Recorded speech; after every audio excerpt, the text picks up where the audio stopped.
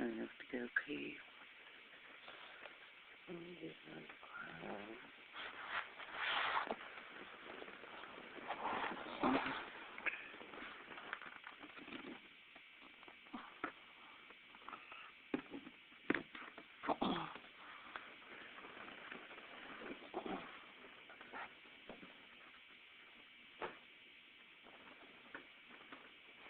I'm laying in my bed. I'm going to get out of my bed now.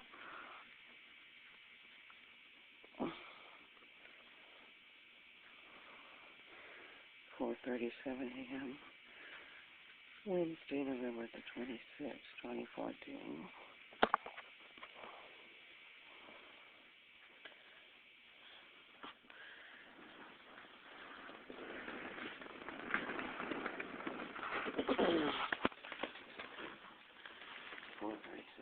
Jake's down to sleep in Jake's bed. And I just sat up in my bed.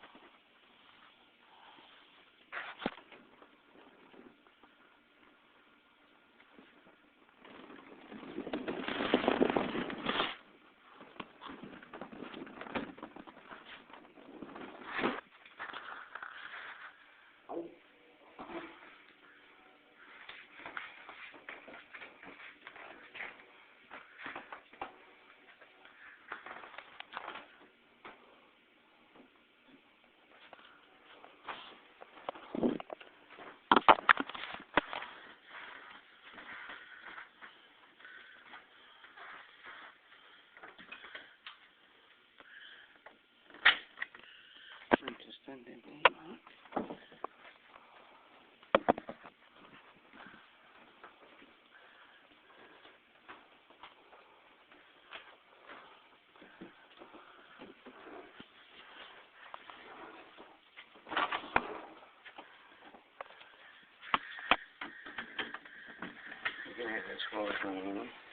I thought I heard Rowan. Yeah, that's Rowan.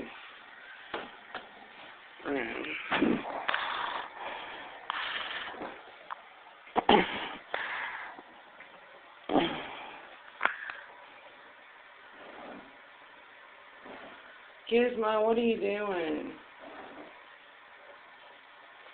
It's while it's running.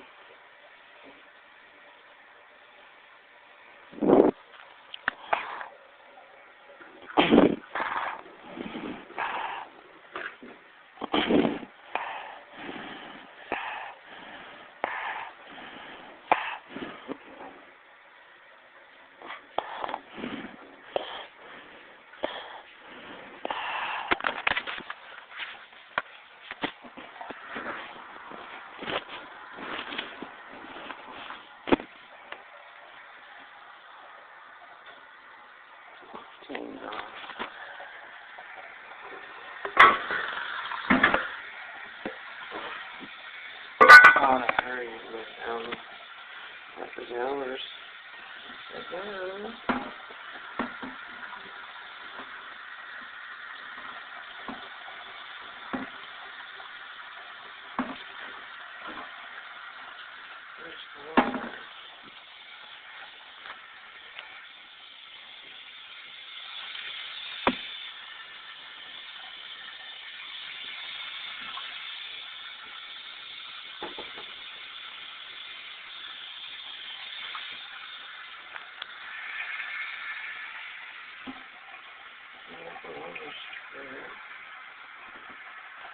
Yeah, the tank's down.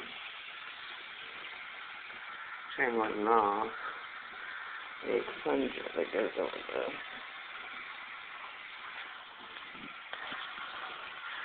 hole in the tank.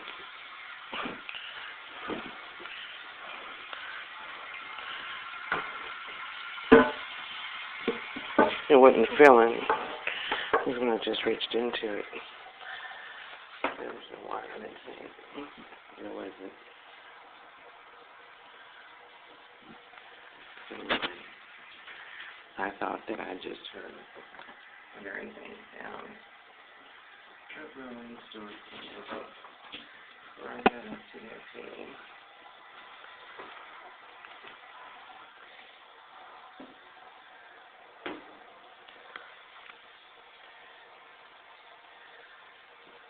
quit talking out loud like you usually do. Gizmo, what are you doing?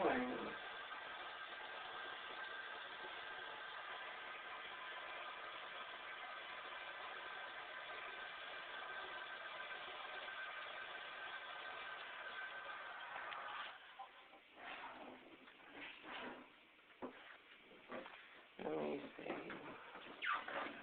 What is that dog doing?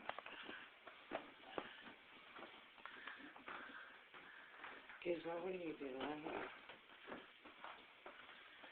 Oh, you're out of water.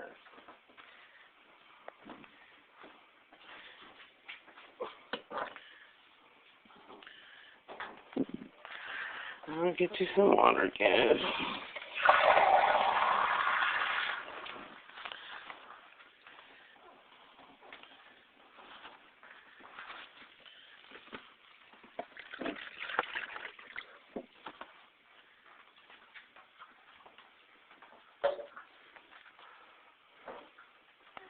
Good time.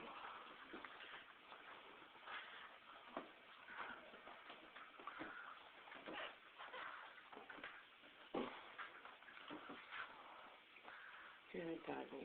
I'm gonna let him out.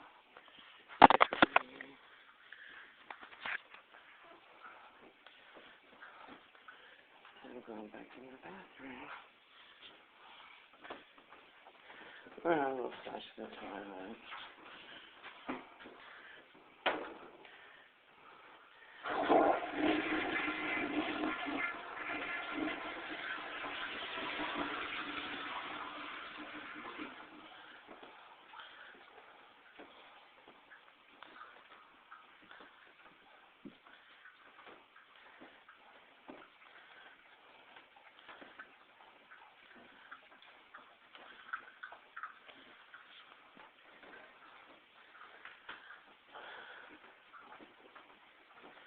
Gizmo's really thirsty.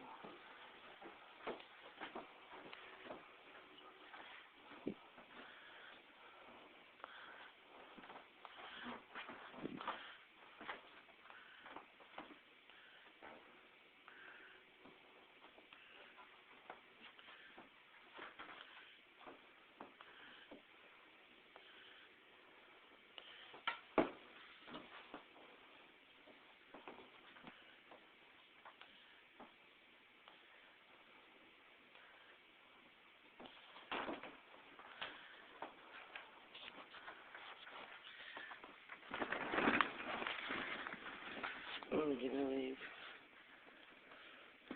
Jake's bedroom door open now.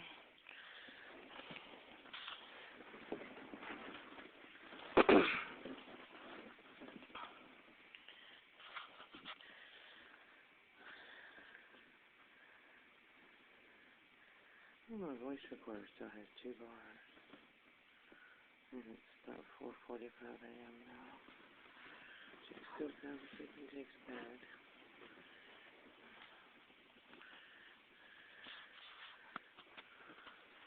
There's a oil lamp on the table. Everyone's back there.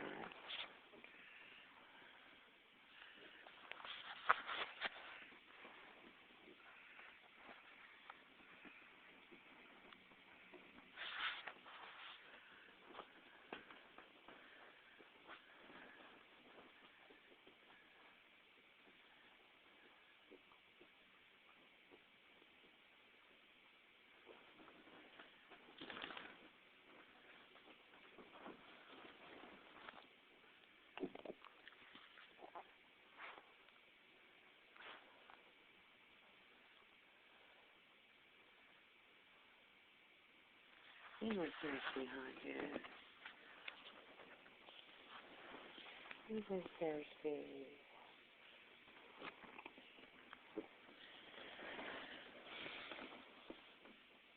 Rowan had to have gotten up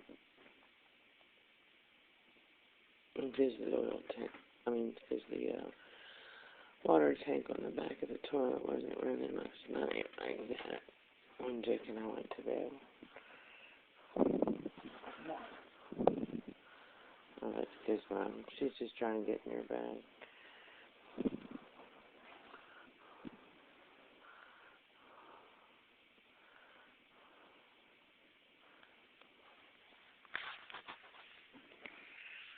it is.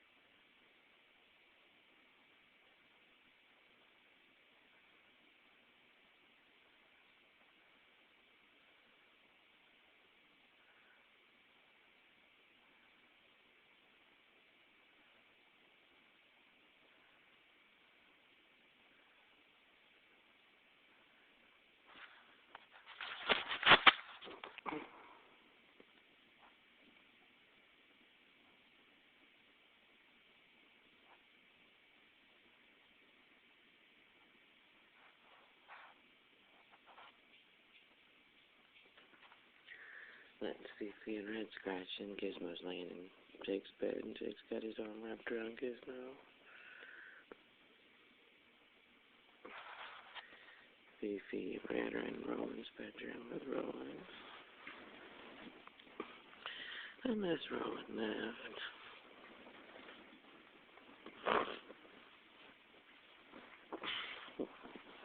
I know how to repair toilets. I've replaced pipes where pipes broke. I had to do it all myself. It's my dear husband Now, my ex-husband didn't do those things. I almost replaced the brakes on my car. See if I didn't have the right tools to take the brake pads off. Otherwise, I would have succeeded.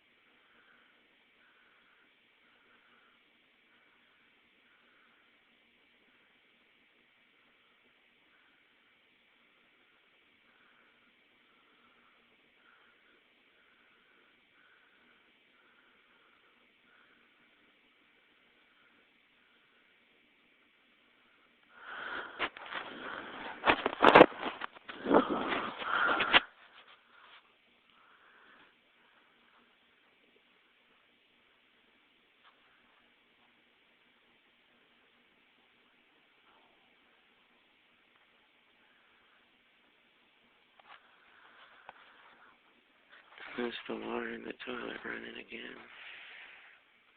It just cut off again.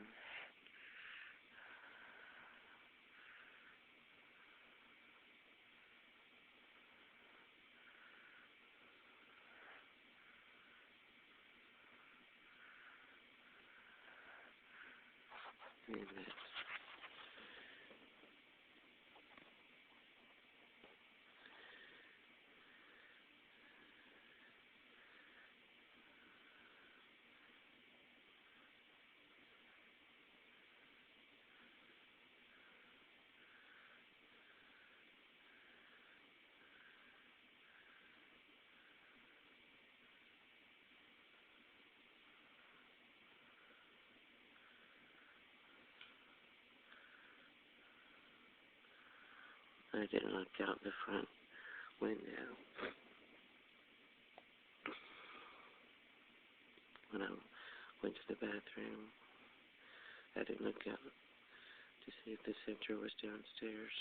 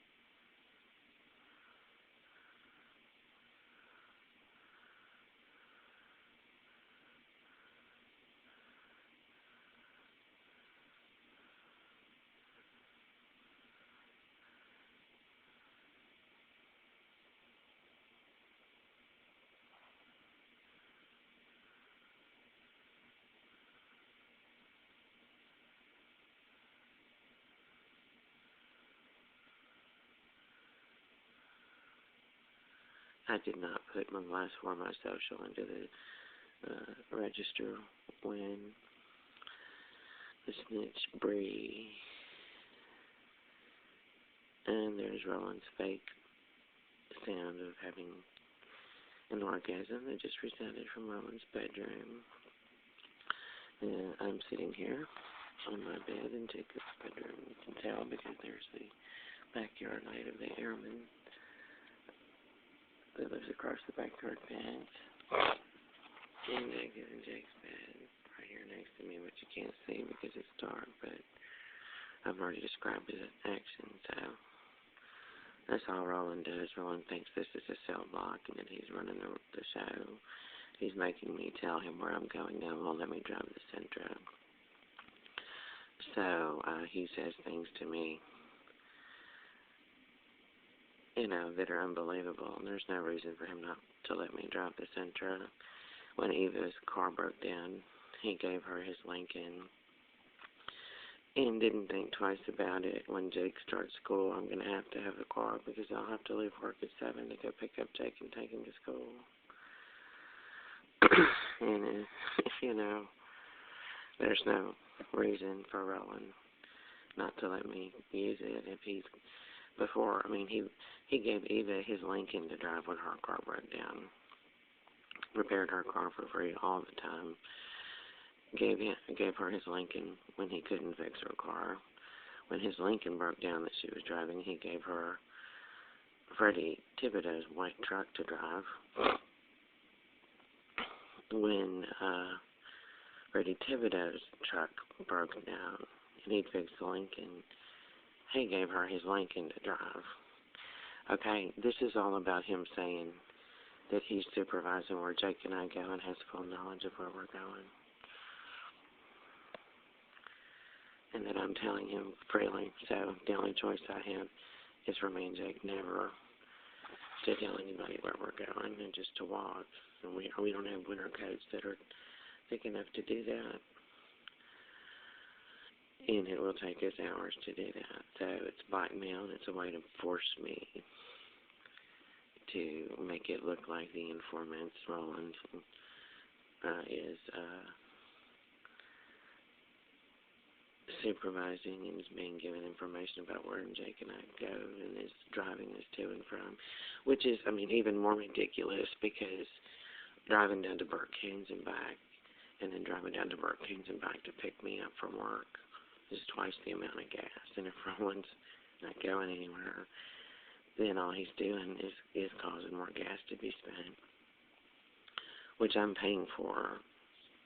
I always pay for my gas. And I paid for Roland's gas, too, and I buy him cigarettes, too.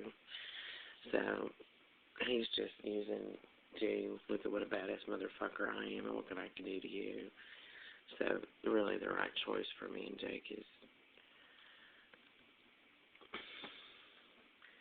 for me to just, tell him, fuck you and your car. And for me and Jake just to walk and take the bus. It's only $65 for a serpentine belt and a water pump for my car. So what I'm going to have for my Durango is I'm going to have to find somebody that will fix it for me.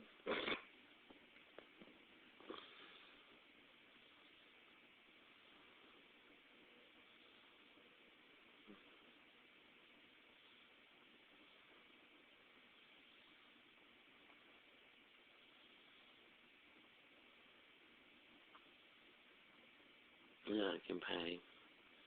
And Roland told me to take it to Broadmoor Mechanic, and it would cost me $500 to fix it, and he's the one who broke it.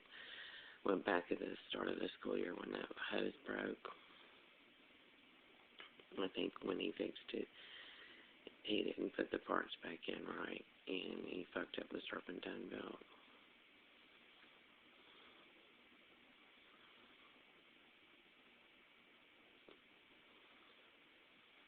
And pulleys and how they're attached and stuff. I think he knocked them off at balances after that's when the serpentine belt started shredding. Actually, I think one small part of it came off. Yeah, it did back in the spring. I told Roland.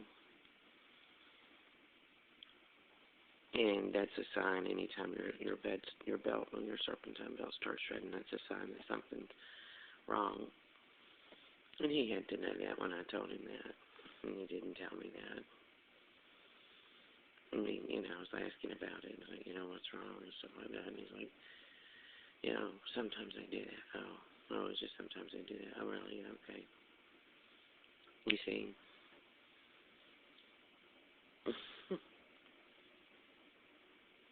And I can put my Durango in storage too.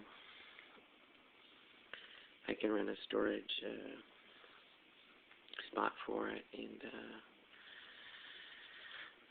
pay $20 a month to put it in a storage facility until I can afford to fix it. But I'm not going to stay here and just leave it here and let it sit and rot for months. He's not going to fix it and refuses to fix it. I remember before he went to the doctor with his bladder, he told me, go buy your serpentine belt and your water pump and I'm going to fix it this weekend. And I said, Roland, you can't do that. You got that catheter in you. You need to take it easy. Because I was concerned about his health. So,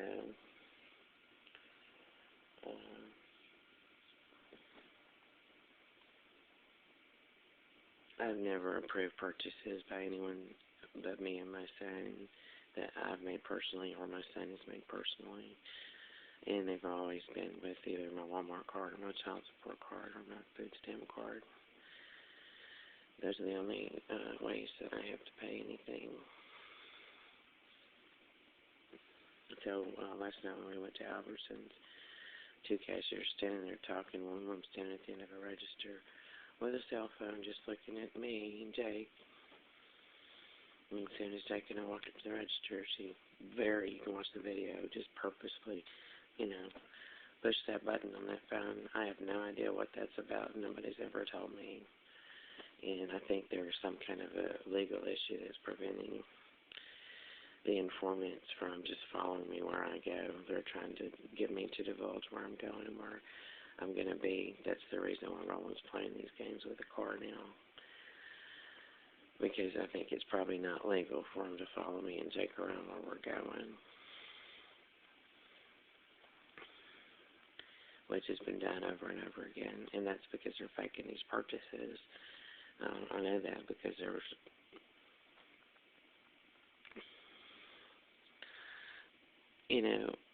the things I've seen over and over again, people waiting out and parking and staring at the door, and when Jake and I walk out, parking up and immediately slamming a phone to their head, waiting until I get in my vehicle and start the engine. As soon as I do, they take off up the road, holding the phone up to their ear the whole time they're driving, till they actually get to a store and walk in, still holding the phone up to their ear, and they won't get one. And they're just faking some type of surveillance to say that they're shopping with me and Jake, or that they've got my permission to do it. I've never given anybody permission to shop with any type of financial resources available to me and my son, and I'm not aware and have no knowledge of those purchases or who those individuals are. And expecting me to wrestle people to the ground and saying that I'm not protective of my son when nobody, these are cashiers at grocery stores and stores and stuff that are doing this. And I've asked about it. The best answer I ever got from one store manager at one store was, gee, aren't you sure you didn't make a purchase and give it away to somebody else? I said, no, I've never done that. And there was a woman who came into that store one day that looked a lot like me, walking with a woman who looked a lot like my Uncle John's wife, Lisa. And so that's what it is. They're just using people to fake purchases. There's other stories like that I can tell you. And that's what this is all about. Roland didn't want to do that, but he's not worried about the gas. If it takes twice as much gas, he's not worried about it. He knows I'm going to give him money for gas. And on top of that, he's probably getting reimbursed for his gas. And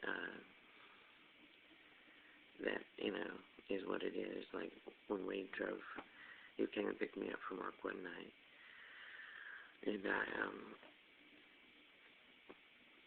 was sitting in the front seat and Jake was sitting in the back. Helicopter flew right over the intersection of Erie and Kings and stopped right in the middle of the air. I'm sure it was taking pictures to show that I was traveling with Roland. Last night when I got into the Centra, when Roland came to pick me and Jake up from the library, the front seat was pushed way, way back into the back seat area with the back of the seat at an angle, hanging back. I asked Roland who's been sitting here, and he said, nobody. Well, it's a lie. Somebody was, because I rode in the vehicle this morning when Roland took me to work. And, yeah.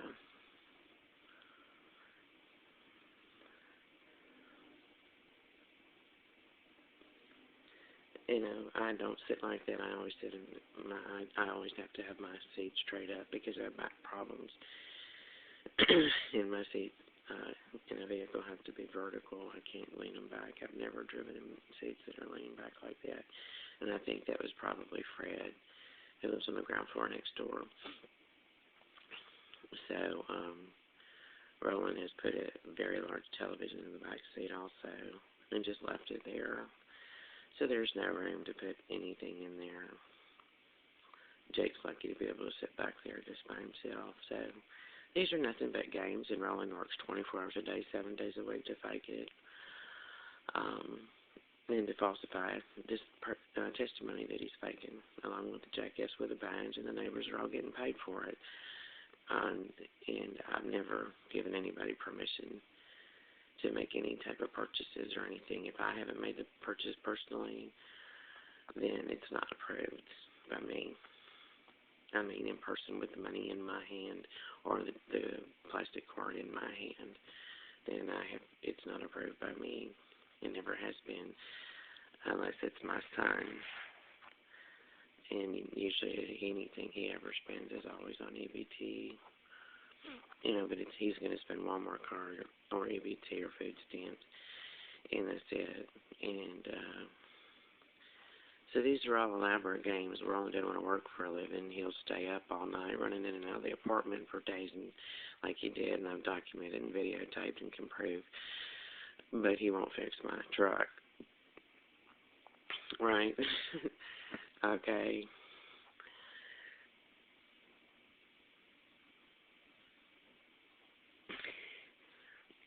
And he'll go work for Sherry. He went and worked yesterday for somebody else.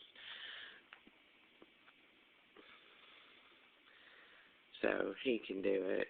He could have done it anytime he wanted to. My truck has been sitting outside disabled since September.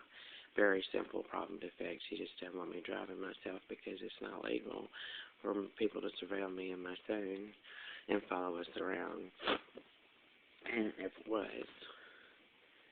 So this is all a game. Roland if I was Eva, she would have jumped all over him. And so he's treating me like I'm a child, and he's doing this all so he can lie. And he's an ex-con. That's what he does. That's what ex-convicts do. And Eva is an ex-con too, and they'll tell you how they're all on the straight and narrow and have been reformed.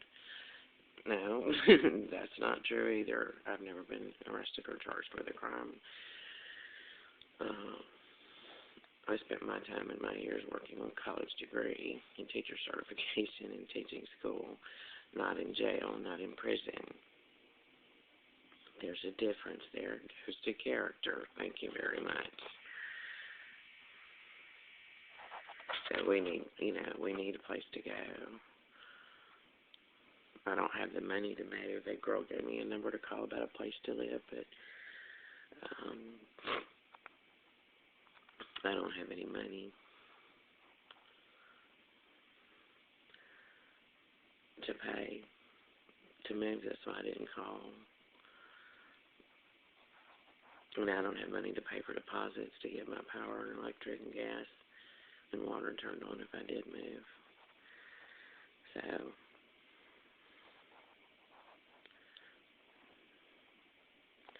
she didn't use that to say I wasn't serious about moving, but you can call somebody. I've done this. I've gone on tours of places and apartment buildings and stuff like that. Didn't have the money in my pocket to pay to rent the place. And, they might have 2 apartments open that you can rent that day, but a month later they're going to be rented out and gone. So when you're ready to rent a place, you need to have the money in your hand, But you can still go look and see what they got. I've done all that before many times, and what happens is I just don't have the money, and time goes by. And the places that they had on the list aren't available anymore.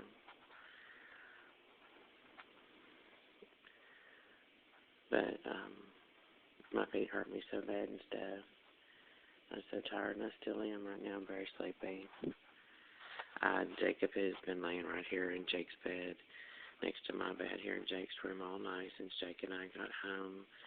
Roland always runs back to Roland's room and stays in Roland's room. He makes a beeline to his room, and I'm pretty sure he starts fucking around with surveillance equipment. Like when we walked in the door last night, there was dog shit right by the front door. Roland opened the door and smeared it all over the floor, and he didn't even come back to clean it up. He wasn't even worried about it. He's more worried about staying in his room and covering his ass. So he spent this much time actually trying to work for a living and be a rich man.